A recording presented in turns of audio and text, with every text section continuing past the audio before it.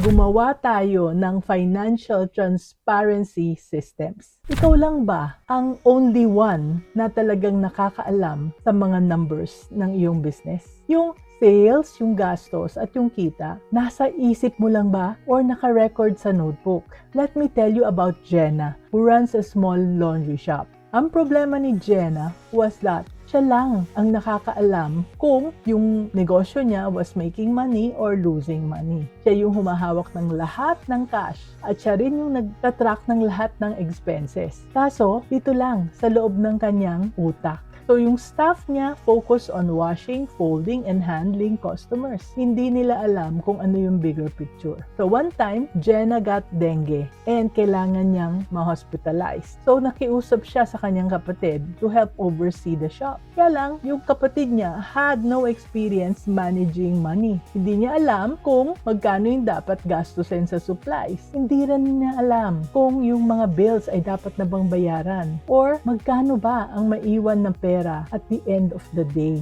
So during that week, nagkapatong-patong yung mga laundry jobs. Yung ibang pick-ups and deliveries na delay at saka yung mga payments sa suppliers hindi na ibayad. By the time na bumalik si Jenna, yung shop niya was already chaotic. Doon niya na-realize na nag-build siya ng negosyo where siya lang ang nakakaalam ng full picture. So Jenna decided to make finances simple and visible. Gumawa siya ng isang board showing yung weekly sales, expenses, at saka profit para sa kanyang key staff. Nag-share din siya ng isang Google Sheet with her sister and yung supervisor niya at tinuruan din niya na kung paano magbilang ng pera at mag-track ng payments daily. So slowly, staff became more careful with spending. Yung kanyang supervisor naman natutong mag-manage ng money properly. And yung kanyang kapatid could now step in at any time. So ang lesson, kung ikaw lang ang nakakaalam ng numbers mo, you are keeping yourself